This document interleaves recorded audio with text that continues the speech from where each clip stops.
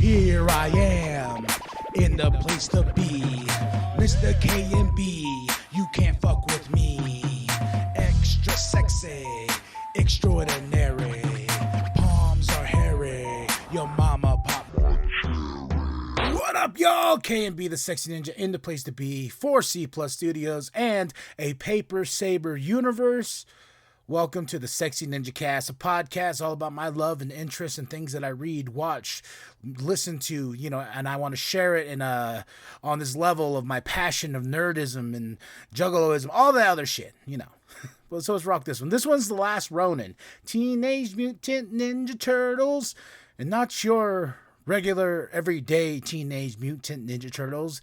The Last Ronin deals with the last turtle of the four brothers.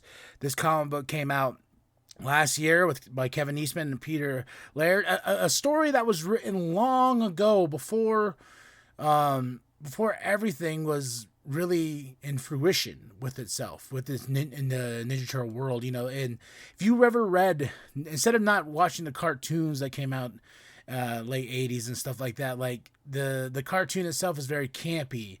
We got Ninja Turtle, we got Cowabunga, we got pizza, we got all this and that. But if you dig in deeper into the roots of the comic books itself, there's some very dark material, and they still keep that tradition going, with the Armageddon game going on right now. And then this project was announced. It's, based in the future.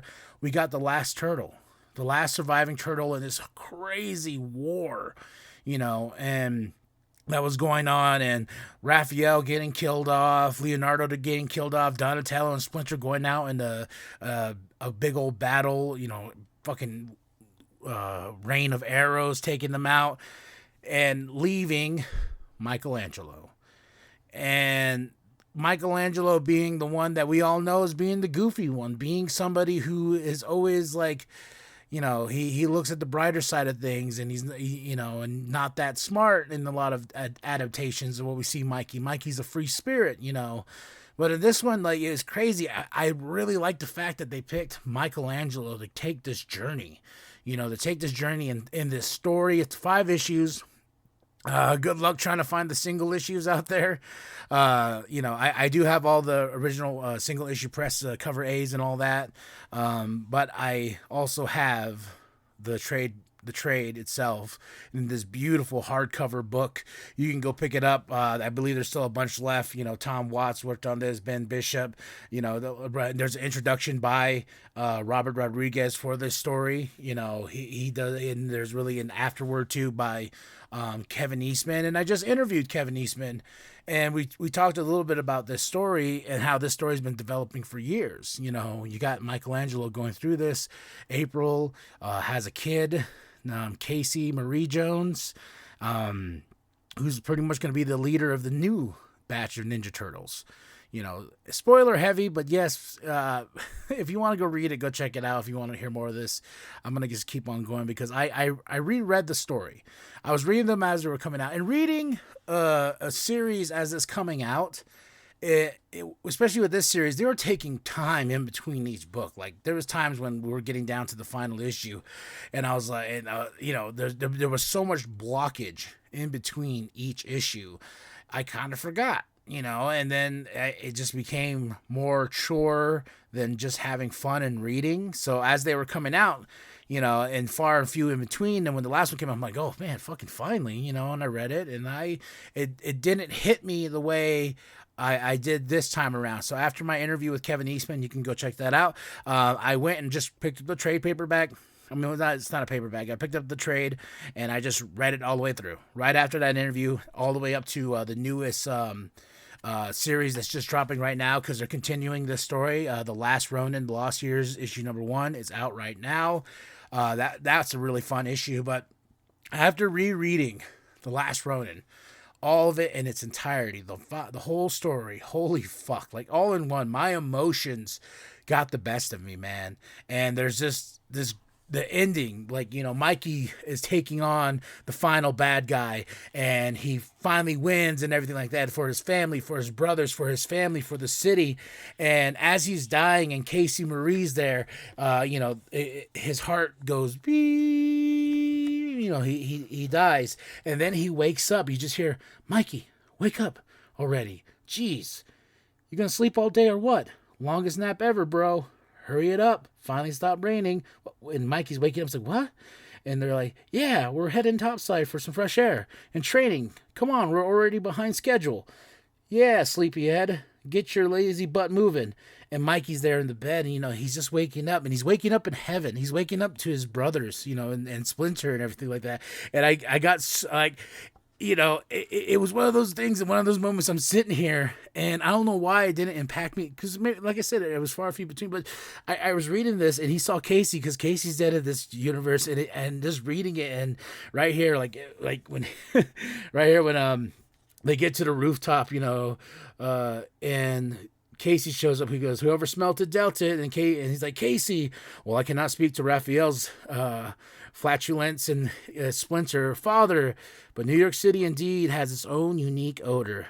And Mikey just says, yeah, it does. Smells like home. I broke down, because there's just this beautiful image with all four of them with Splinter and Casey sitting on top here. And it's, oh my gosh, you talk about impactful writing itself. And when we started this journey, when these issues were coming out, like it was emotional, especially with how each turtle died.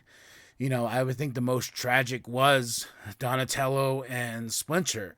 They went to go meet the main villain in the story, who started the war with the clans and families and stuff like that, and they went to go make a truce. And Mikey, he went to Japan to go find them. He went to this village and stuff like that, and he's like, hey, where's my brother, where's my father? And they're like, yeah, he's dead, but they died heroes, and it's just like Mikey's fighting this mental illness of seeing his brothers talking to him, having his brothers in his head, telling him, you can't do this, you got to keep doing that, telling him what to do.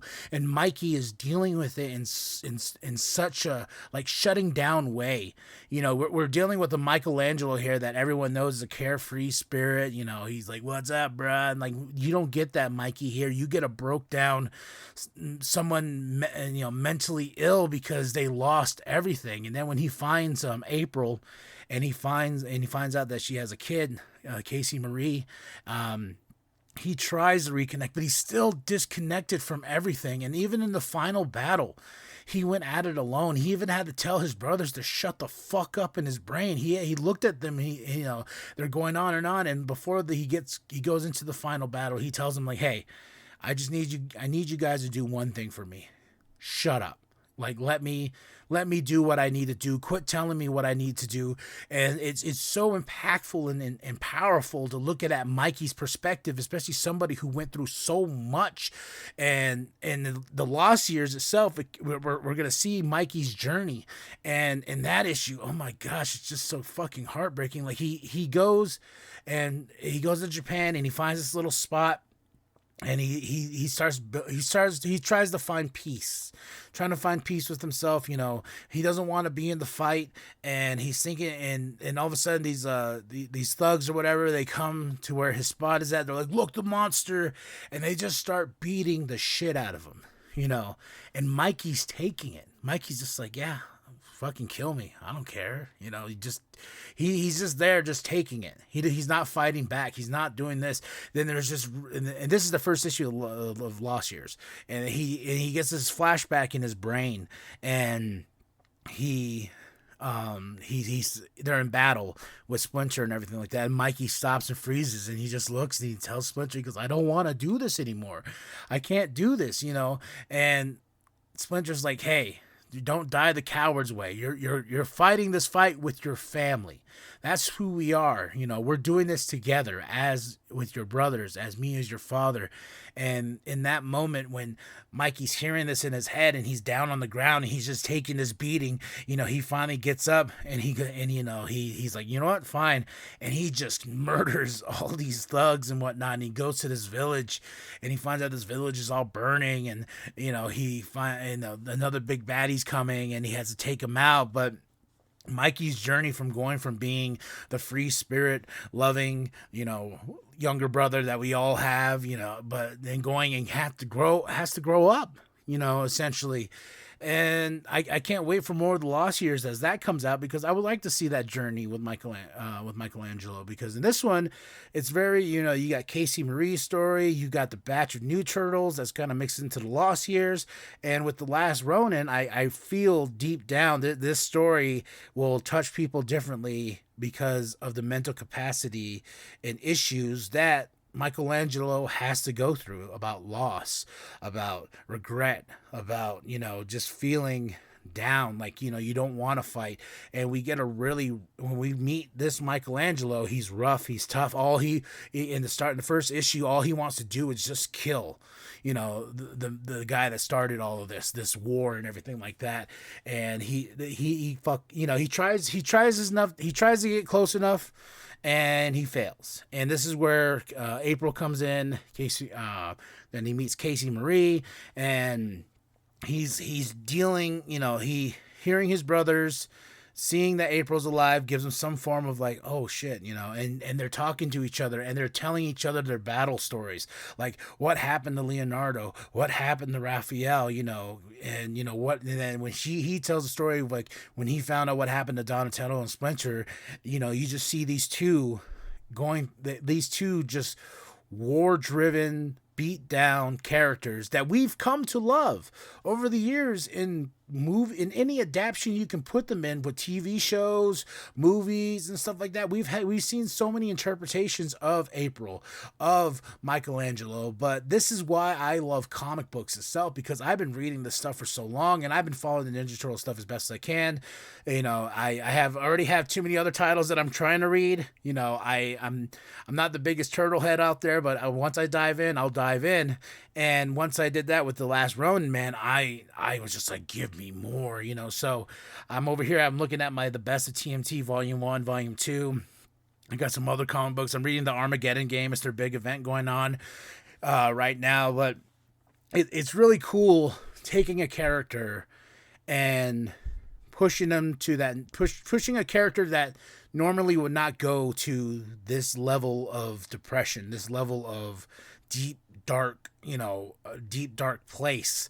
But then at the end of it, he finds himself. And one of the coolest things was he has Master Splinter's book, the book that he's reading, and he's trying to he wants to train Casey. He's like, because there's this really cool scene where he's Casey's like punching the punching bag, and Mikey's just like, hey, you're doing it all shitty, man. He's like, hey, bring it on.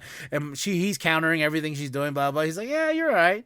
You're fighting too hard. Like you're wasting all your energy and resources on trying to punch me or kick me or anything like that. And now you're winded, now you're tired, and now I can take advantage of that.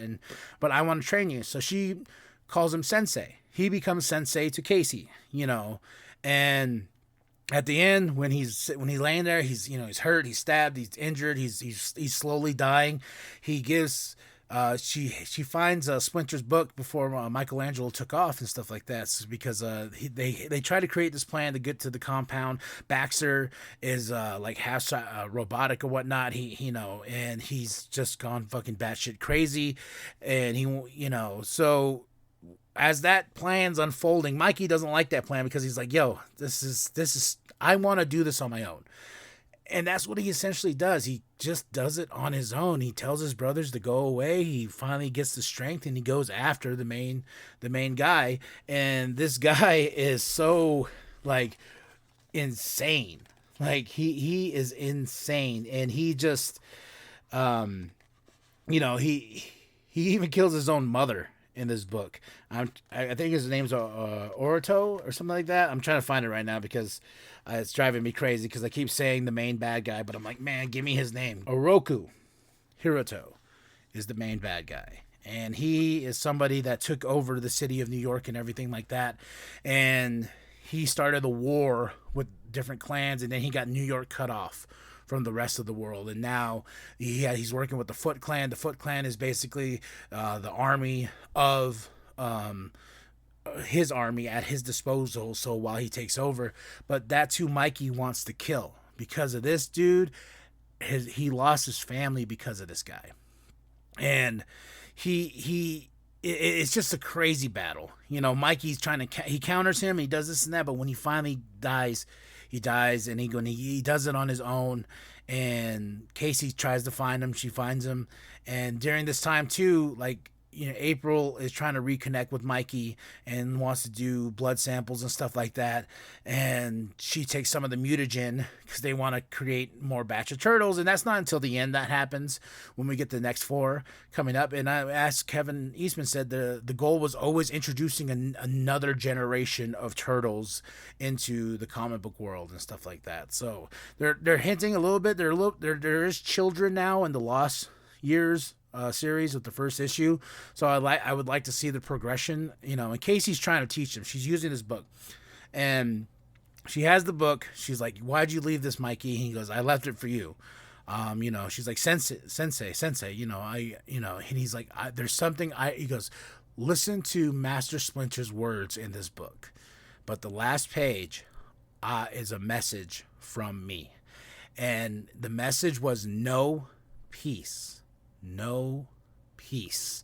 And that was just heartbreaking in itself, because it took that whole moment to right there in the final moments of Michelangelo, he finally got to know peace. And then that beautiful scene I just told you, like, I want to tear up right now. He just you know, he sees his brothers. He's in the afterworld. You know, he's on the other side now, and he's with his brothers. He's with his father. You know, he's with Casey, and now they're just waiting for April, and looking down. And that there, folks, is what can emotionally break me and break a man. My wife looked at me like I was fucking dying or something like that, and she was like, "Are you okay?" Because I grabbed the book and I started flipping, I started reading, and I got to the end and just that scene, and I'm just like, and I just start bawling. She goes, "What's wrong?" I'm like,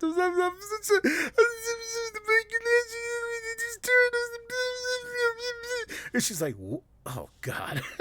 She walked off, and I was like, yeah, fuck you. You know, turtle power, goddammit.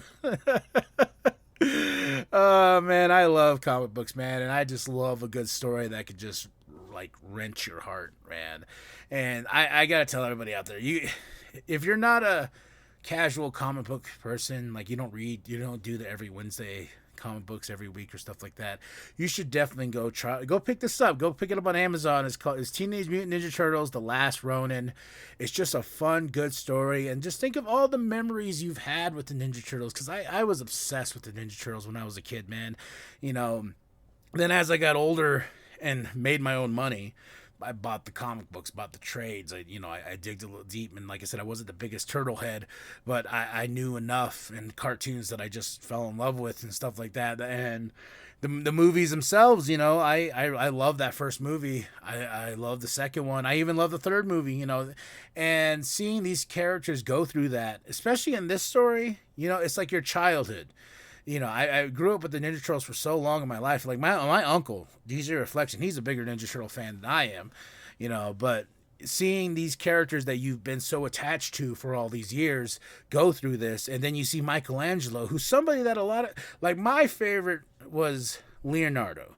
But then I kind of realize I have some inner emotions of getting angry pretty quick, so I can relate to Raphael a little bit more. I'm not the leader like Leonardo, you know, but we all have those traits, you know. Donatello, he's the smart one, you know. Michelangelo's the laid back one, but taking that character and pushing him in to this dark space, then seeing him go through all this and just deal with it and breaking out at the end and sadly losing his life, but understanding this is basically the way. This is the path I was supposed to go on. This is the journey. Now I can go see my brothers. I can see my father in heaven, or, you know, whatever you want to call it. That was his peace, and he had to finally find it to know peace. So that was his final teaching to Casey Marie Jones. And I was just like, damn, Kevin Eastman, Peter Laird, Laird. I was just like, God damn it, this is so go check it out, man. I highly recommend it. It definitely tore me up inside. And this trade is beautiful. It's really solid. It's from IDW. And like I said, it has a forward by Robert Rodriguez. I highly recommend it. I'll read a little bit of it. Like I like what he had to say. Introduction. I first discovered Teenage Mutant Ninja Turtles late in the later 80s when I was in college. The comics had been out a few years. The animated show had just begun, and it was the talk of the school because this phenomenon had been dreamed up in the kitchen over pizza by a couple of friends. The original film came out a few years later, and I saw it in advance, word-of-mouth preview screening. I remember being blown away and inspired that this whole wild creation that caught fire everywhere was created independently and had started as an indie comic. It made us all feel like the sky was the limit and that maybe we too could come up with ideas that could mass entertain and have cultural impact. It was an exciting time both as consumers and fans of comics, movies, and animation, and as budding creators. That's so fucking true. And, it was one of the biggest independent films ever. That's crazy. And it's based off a comic book. And when that movie came out, skies was the limit. The animated series, pizza power galore. We got concerts from that, like, toys. It's just crazy. These two dudes, came from nothing, printed out this indie comic, and it just caught fire. And that just tells everybody out there that's a creator, anybody that's just making art, anybody that's doing a podcast, you can do it. You can create and make something that could explode and change the world and make a fat man like me cry on a Sunday night with my wife being like, what the fuck is wrong with you? That's why I love what I do. And I want to inspire others to make sure that you understand that you can do these things. Music, writing, making movies, anything you want to do, it's achievable. Just look at the greats in history that have done it, that have come from nothing. And it's fantastic. So that's it. That's all. Go check it out. The Last Ronin. It's out now. The Last Ronin, The Lost Years just started, and it's a great read. I can't wait for more. And tell me if you read the story. Tell me if you read The Last Ronin. What was your thoughts on it? Like, drop those comments below. What made you, like, what did you connect with? Because for me, I connect with the emotional, I connect with the mental illness side of what Michelangelo's going through. Because I've been to dark places in my life, and I've tried to take my life at one point because I thought there was nothing to live for. But now here I am, speaking to you, whoever's listening. If you're, it's just one of those things that I connected with very, very hard in this book, and I appreciate that Kevin Eastman and Peter shared this story and created this story. I can't wait if they do an animation or if they do a live action movie with this, because this is some heavy shit that needs to be out there, and for people to understand that it's going to be okay. So drop those comments below. Then after that, like and subscribe. Share with your grandma. Share with your grandpa. Share with the bum down at Walmart. I am KMB, the Sexy Ninja. And as always, stay sexy, ninjas. Whoop, whoop. Welcome to the wicked shit.